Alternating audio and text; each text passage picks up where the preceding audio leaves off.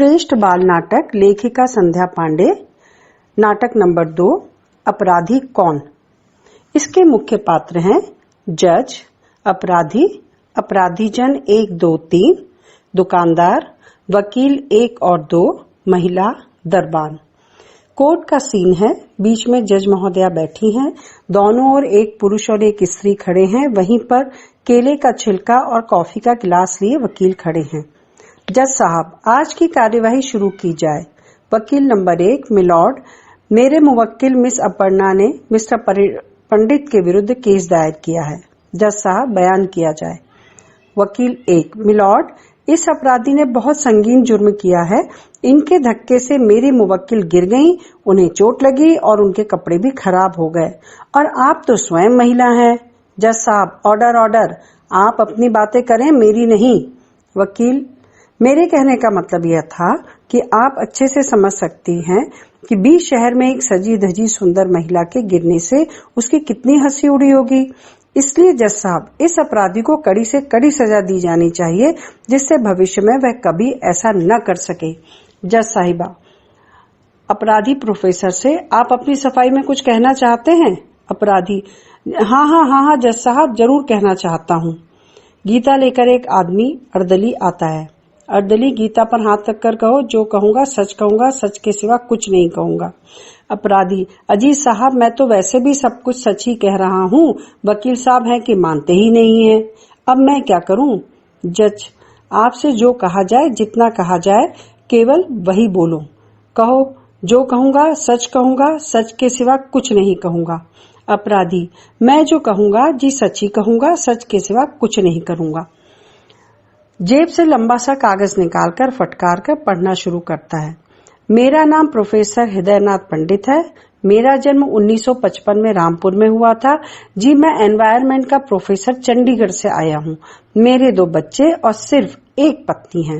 जज साहब, order order. Professor महोदय, अदालत आपकी जन्म पत्री नहीं जानना चाहती। इस घटना के संबंध में जो आरोप आप पर लगाया गया है, उसके संबंध में आप क्या कहना चाहते हैं? अपराधी, जज साहिबा, महिला को मैं परेशान करूंगा? मैं तो प्रोफेसर हूँ जी। महिला, मैडम जी, ये झूठ बोल रहे हैं।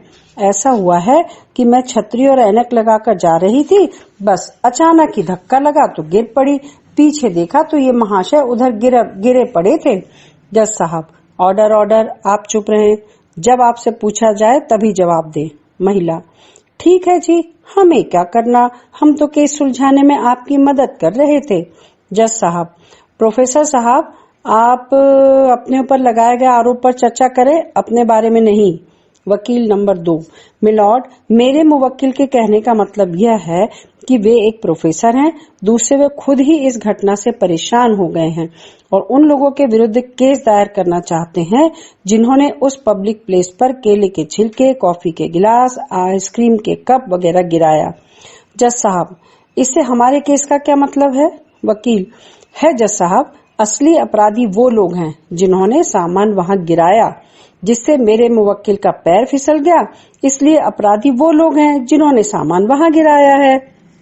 जज साहब, वकील साहब, जरा तफसील से बयान करें।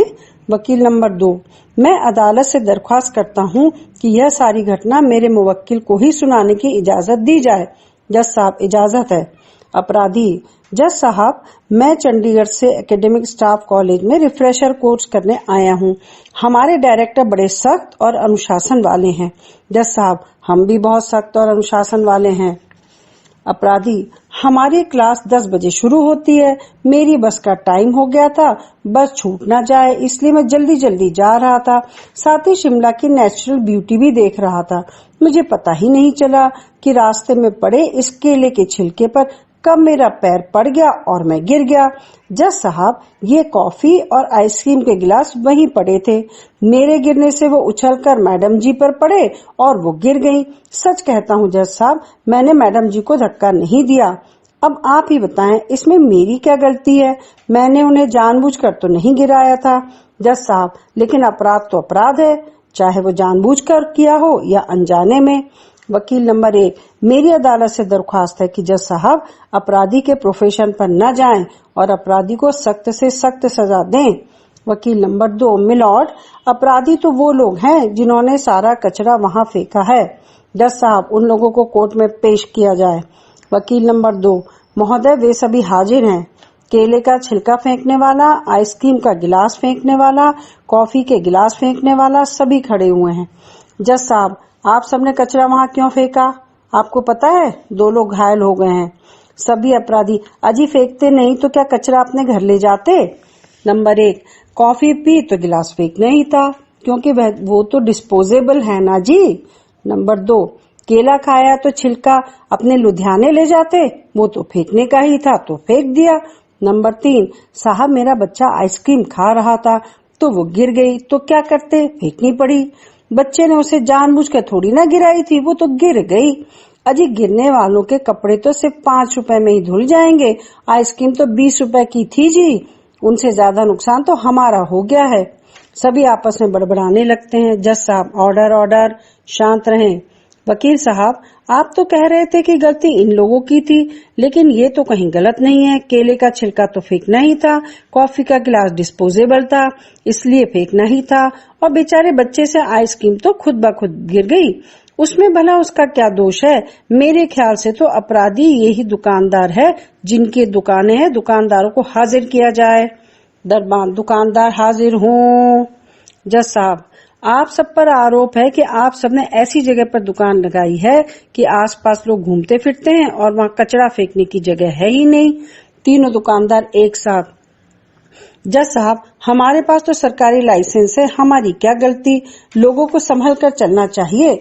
और प्रोफेसर साहब, शिमला की नेचुरल ब्यूटी देखने की जगह यदि नीचे कचरे छिलके देखते हुए संभल कर चलते तो ज्यादा अच्छा होता।